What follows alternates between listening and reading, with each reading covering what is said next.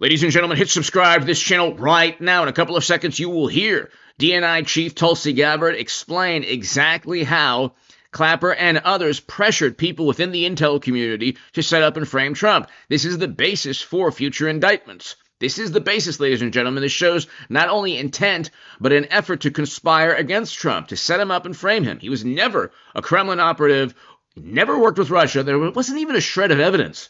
There was literally zero evidence. The quote-unquote evidence that they obtained was all fabricated in the Steele dossier, or you had people within the bureaucracy like Clapper and others pressuring subordinates to go along, to fall in line, and to set up and frame Trump, even if the intel actually showed there was no effort by Russia or anyone else to catapult Trump into the Oval Office. Hit subscribe to this channel. This is huge. This is the basis for indictments and charges and prosecution. This shows not only intent, it shows an effort of a whole bunch of people to conspire against Trump. Exclusive. Clapper crew threatened whistleblower who refused to sign off on fabricated intel assessment. This is an article from the Federalist. You need to trust me on this, Clapper crony told an analyst, saying he would need to demonstrate his ability to outgrow the refusal to sign off on assessments he did not concur with. And, of course, that just means you need to just outgrow any moral foundation and simply back what we're telling you. You need to trust me on this, Clapper crony countered. Clapper's crony countered, stating to the analyst he would need to demonstrate his ability to outgrow his refusal to sign off on assessments he did not share in order to be recommended for a promotion. Okay? So they withheld promotions. They do exactly what anyone else does in a bureaucracy, in an unethical, dysfunctional corporation. People's futures, their promotions, their raises are withheld if they don't fall in line. This is part of an effort to conspire. Okay? There was no intelligence. In fact, people within the intel community pushed back and said, hey, what are you doing? Clapper, Brennan, Comey, all these people, what are you doing? Why are you setting up and framing Trump? Of course, the intel agencies under President Obama at that time, and even after, weren't having it. Hit subscribe to this channel right now. Check this out. This is the basis, ladies and gentlemen, for indictments, especially if you have whistleblowers stating that they were pressured, not only pressured, that they were blackmailed into setting up and framing Trump.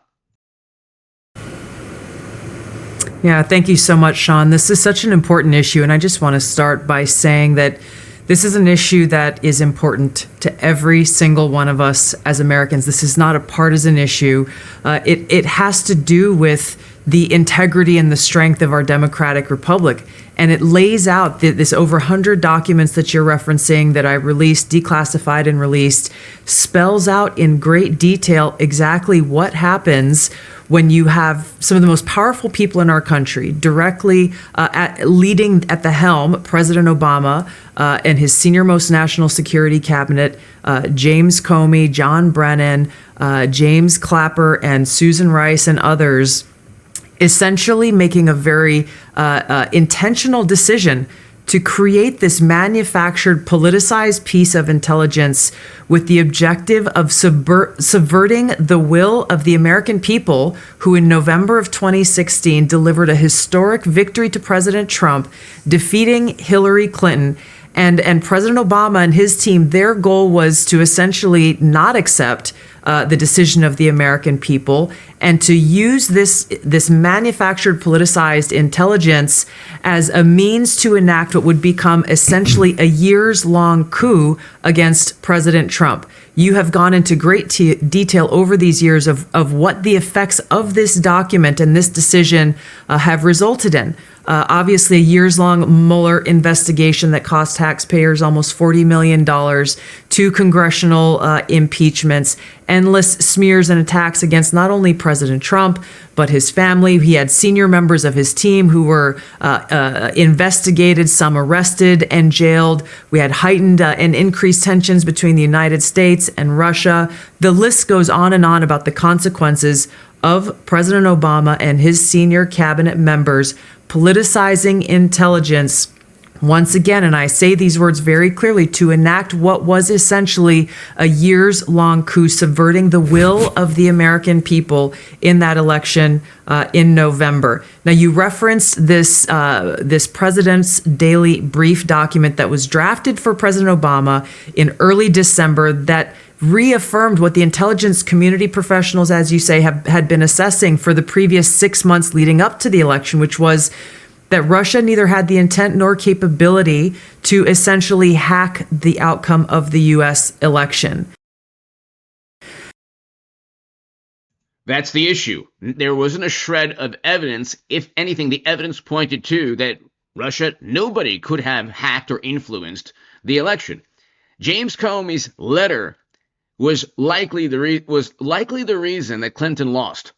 Okay, Clinton might have won had it not been for James Comey's letter, and he testified in front of Senator Feinstein that classified data was being forwarded to Anthony Weiner from Uma Abedin's laptop, who worked for Hillary Clinton. So Clinton's team, or Clinton's apparatus, was forwarding classified data to Anthony Weiner, according to James Comey. That's the main reason he wrote the Comey letter. This was after a cover-up with the Clinton email probe that never even explained how top secret and special access program intelligence classified data was able to be transferred. How on earth do you transfer or send an email from a secure government location or department, or the Department of Defense, for example, to Clinton's private servers? It's impossible to do. You can't just have emails sent to you from the U.S. government that are classified. How did Clinton do so? Okay, well, that is a crime. There's no legal way. And James Comey knows that.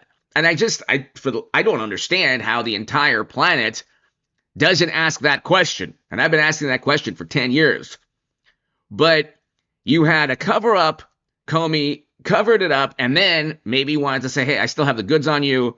Or maybe it was just so impossible to cover up that classified data was flying around. He wrote the Comey letter. That's what really sunk Clinton.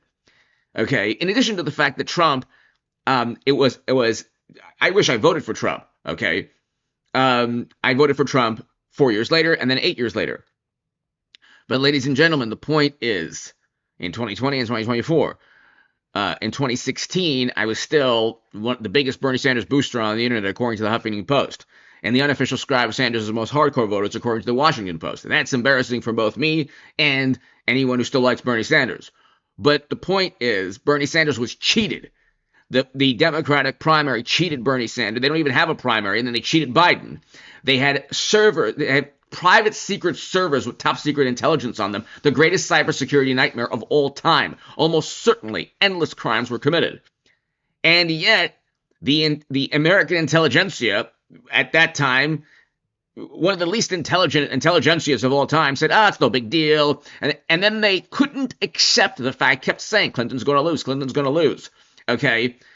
The Comey letter was probably what did it.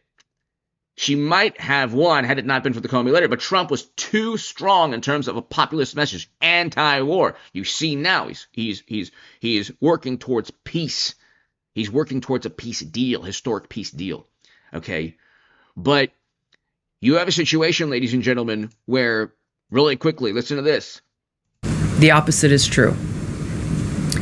With regards to the Steele dossier, we now know that one of the source documents that the Obama administration used in the creation of this intelligence assessment in January of 2017 was none other than the discredited, unverified Steele dossier. The House Intel report states, quote, contradicting public claims by then CIA Director Brennan that the dossier was not in any way incorporated into this intelligence assessment. The dossier was referenced in the intelligence assessment's main body text and further detailed in a 2-page assessment.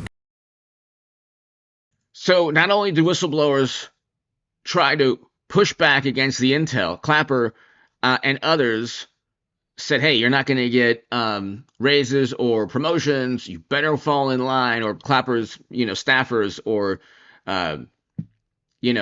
subordinates. But then the Steele dossier, literally purchased by Clinton, was part of setting up and framing Trump. There will be indictments. It'll happen before the midterms next year. hit subscribe to this channel right now. This is huge.